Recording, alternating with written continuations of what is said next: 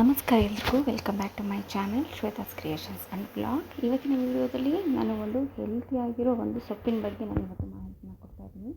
ಈ ಸೊಪ್ಪಿನ ಬಗ್ಗೆ ನೀವು ಎಲ್ಲರೂ ಕೂಡ ಕೇಳಿರ್ತೀರಾ. ಅನಗನೆ ಸೊಪ್ಪು ಕಣ್ಣಿಗೆ ತುಂಬ ಒಳ್ಳೆಯದು. ಹಾಗೆ ಯಾರೆಲ್ಲ ರಕ್ತಹೀನತೆಯಿಂದ ಬಳಲ್ತಿರ್ತಾರೆ ಅವ್ರಿಗಂತೂ ತುಂಬಾ ಒಳ್ಳೆಯದು. ಈ ಸೊಪ್ಪನ್ನ ಬಳಸ್ಕೊಂಡು ನಾನು ಇವತ್ತು 3 ಥರವಾದ ರೆಸಿಪಿಗಳನ್ನ ನಾನು ಮಾಡಿದ್ದೀನಿ. ಸೊ ಇವತ್ತು ಅದನ್ನು ನಾನು ನಿಮ್ಮ ಜೊತೆ ಶೇರ್ ಮಾಡ್ಕೋಬೇಕು ಅಂತ ಹೇಳ್ತಾ ಇದ್ದೀನಿ.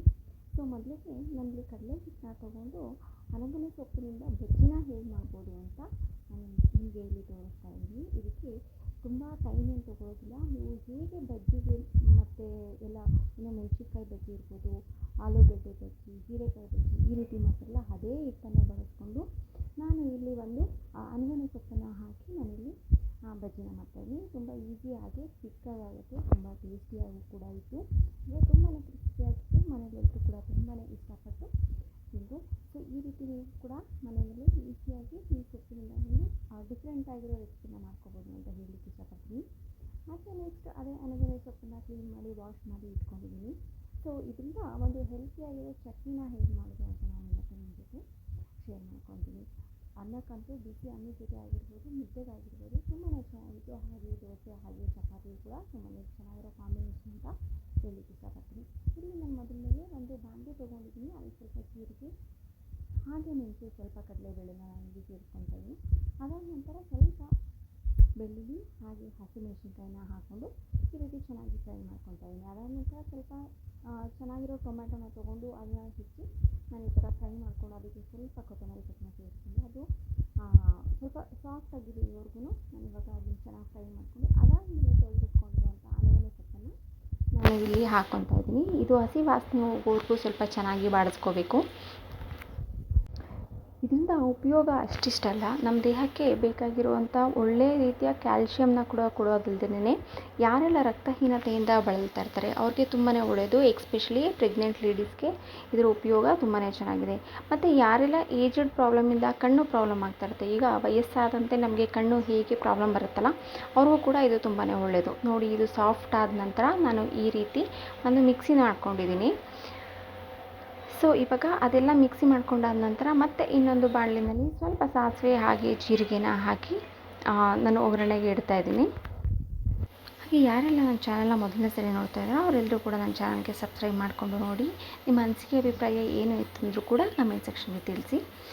ಸೊ ಅದಕ್ಕೆ ಸ್ವಲ್ಪ ನಾನು 2 ಚಿಟಿಕೆಯಷ್ಟು ಇಂಗನ್ನು ಹಾಕ್ಕೊಂಡು ಕರಿಬೇವು ಮತ್ತು ಒಣಮೆಣಸಿನ್ಕಾಯಿನ ಹಾಕ್ಕೊಂಡು ನಾನು ಇದನ್ನು ಫ್ರೈ ಮಾಡ್ತಾಯಿದ್ದೀನಿ.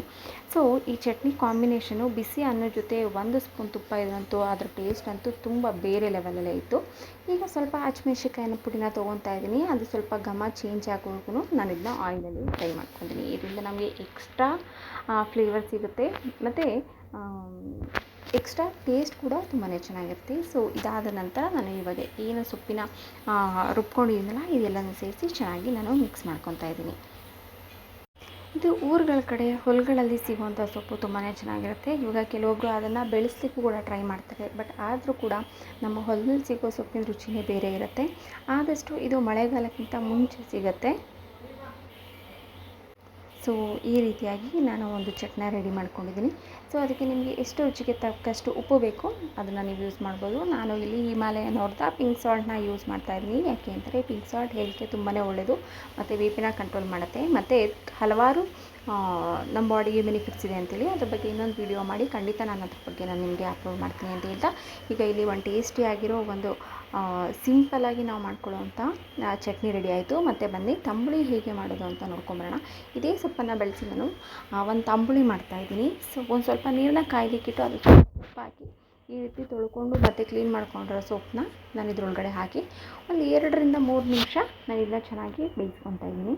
ಸೊ ಸೊಪ್ಪು ನೋಡ್ಲಿಕ್ಕೆ ಮಾತ್ರ ಇಷ್ಟು ಜಾಸ್ತಿ ಅನಿಸುತ್ತೆ, ಅದು ಬೆಂದಮೇಲೆ ಅದ್ರ ಕ್ವಾಂಟಿಟಿ ತುಂಬಾ ಕಡಿಮೆ ಆಗುತ್ತೆ. ಸೊ ನೀವು ಯಾರಾದರೂ ಜಾಸ್ತಿ ಮಾಡ್ತಾಯಿದ್ದೀರಾ ಅಂತಂದರೆ ಸ್ವಲ್ಪ ಜಾಸ್ತಿ ಸೊಪ್ಪನ್ನು ಯೂಸ್ ಮಾಡಿ. ನೋಡಿ, ಇದು ಬೆಂದಮೇಲೆ ನಮಗೆ ಇಷ್ಟೇ ಇದು ಸಿಗೋದು.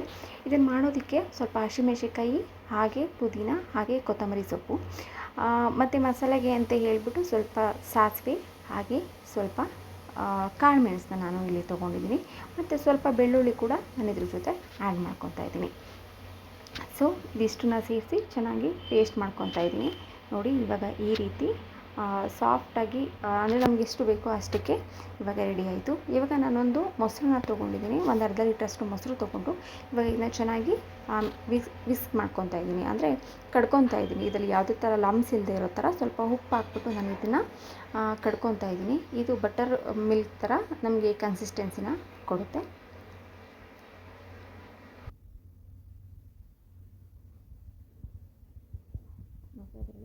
ನಾನು ಇದನ್ನ ಮಿಕ್ಸ್ ಮಾಡ್ಕೊತಾ ಇದ್ದೀನಿ. ಸೊ ಹೋಪ್ ಈ ವಿಡಿಯೋ ನಿಮ್ಮೆಲ್ಲರೂ ಕೂಡ ಇಷ್ಟ ಆಗುತ್ತೆ, ಹಾಗೆ ಯೂಸ್ಫುಲ್ ಆಗಿರುತ್ತೆ ಅಂತ ಭಾವಿಸಿದ್ದೀನಿ. ಯಾರಿಗೆಲ್ಲ ಈ ವಿಡಿಯೋನ ನಿಮಗೆ ಶೇರ್ ಮಾಡಬೇಕು ಅನಿಸುತ್ತೆ, ಈ ಸೊಪ್ಪನ್ನ ಯಾರು ಜಾಸ್ತಿ ಎಲ್ಲ ಬಳಸ್ತಿದ್ದಾರೆ, ಇಲ್ಲ ಯಾರಾದರೂ ಯೂಸ್ ಮಾಡ್ತಿದ್ದಾರೆ ಅಂತ ಗೊತ್ತಾದರೆ ಈ ವಿಡಿಯೋನ ಅವ್ರಿಗೂ ಕೂಡ ಶೇರ್ ಮಾಡಿ. ಅವರು ಕೂಡ ಈ ರೀತಿ ಡಿಫ್ರೆಂಟಾಗಿರೋ ರೆಸಿಪಿನ ಟ್ರೈ ಮಾಡಿ ಅಂತ ಹೇಳ್ತಾ, ನೋಡಿ ಇವಾಗ ಏನಿದೆಯಲ್ಲ, ಈ ಸೊಪ್ಪು ಆರಿದ ಮೇಲೆ ಸ್ವಲ್ಪ ಬಿಸಿ ಇದ್ದರೆ ಪರವಾಗಿಲ್ಲ, ಆದರೆ ಜಾಸ್ತಿ ಬಿಸಿ ಇದ್ದಾಗ ಹಾಕೋಬಾರ್ದು. ಈ ರೀತಿ ನಾನು ಇದನ್ನು ಚೆನ್ನಾಗಿ ಮಿಕ್ಸ್ ಮಾಡ್ಕೊತಾ ಇದ್ದೀನಿ. ಸೊ ಇದಾದ ನಂತರ ನಾವು ಏನೆಲ್ಲ ಪೇಸ್ಟ್ ಮಾಡ್ಕೊಂಡಿದ್ದೀವಲ್ಲ ಅದನ್ನು ಕೂಡ ಇದಕ್ಕೆ ಸೇರಿಸಿ ಮಿಕ್ಸ್ ಮಾಡ್ಕೊತಾ ಇದ್ದೀನಿ. ಸೊ ಇಲ್ಲಿಗೆ ಒಂದು ಈಸಿಯಾಗಿರುವಂಥ, ಒಂದು ಟೇಸ್ಟಿಯಾಗಿರುವಂಥ ತಂಬುಳಿ ಇವತ್ತು ರೆಡಿಯಾಗಿದೆ. ಸೊ ಮತ್ತೊಮ್ಮೆ ಯಾರೆಲ್ಲ ನನ್ನ ಚಾನಲ್ಗೆ ಸಬ್ಸ್ಕ್ರೈಬ್ ಆಗಿಲ್ಲ, ದಯವಿಟ್ಟು ನನ್ನ ಚಾನಲ್ನ ಸಬ್ಸ್ಕ್ರೈಬ್ ಮಾಡಿಕೊಂಡು ನೋಡಿ, ಆದಷ್ಟು ಎನ್ಕರೇಜ್ ಮಾಡಿ. ಸೊ ಮುಂದಿನ ವೀಡಿಯೋಗಳು ಮಾಡೋದಕ್ಕೆ ನಮಗೂ ಕೂಡ ಒಂದು ಉತ್ಸಾಹ ಇರುತ್ತೆ. ನನ್ನ ವಿಡಿಯೋದಲ್ಲಿ ಏನಾದರೂ ಸರಿ ಮಾಡ್ಕೊಬೇಕು ಅಂತ ನಿಮ್ಮ ಅನಿಸಿಕೆ ಅಭಿಪ್ರಾಯ ಇತ್ತು ಅಂದರೆ ಅದನ್ನು ಕೂಡ ಕಮೆಂಟ್ ಸೆಕ್ಷನಲ್ಲಿ ತಿಳಿಸಿ. ಅದೆಲ್ಲವೂ ಕೂಡ ಮುಂದಿನ ವೀಡಿಯೋದಲ್ಲಿ ಸರಿ ಮಾಡ್ಕೊಳ್ಳೋ ಪುಟ್ಟ ಪ್ರಯತ್ನ ಮಾಡ್ತೀನಿ ಅಂತ ಹೇಳ, ಯಾರೆಲ್ಲ ಇಷ್ಟು ದಿನ ನನಗೆ ಸಪೋರ್ಟ್ ಮಾಡಿದ್ದೀರಾ ಅವರೆಲ್ಲರೂ ಕೂಡ ಥ್ಯಾಂಕ್ ಯು ಸೋ ಮಚ್. ಹಾಗೆ ಯಾರೆಲ್ಲ ಮೊದಲನೇ ಸರಿ ನೋಡ್ತಾ ಇದ್ದೀರಾ ಅವರೆಲ್ಲರೂ ಕೂಡ ಥ್ಯಾಂಕ್ ಯು.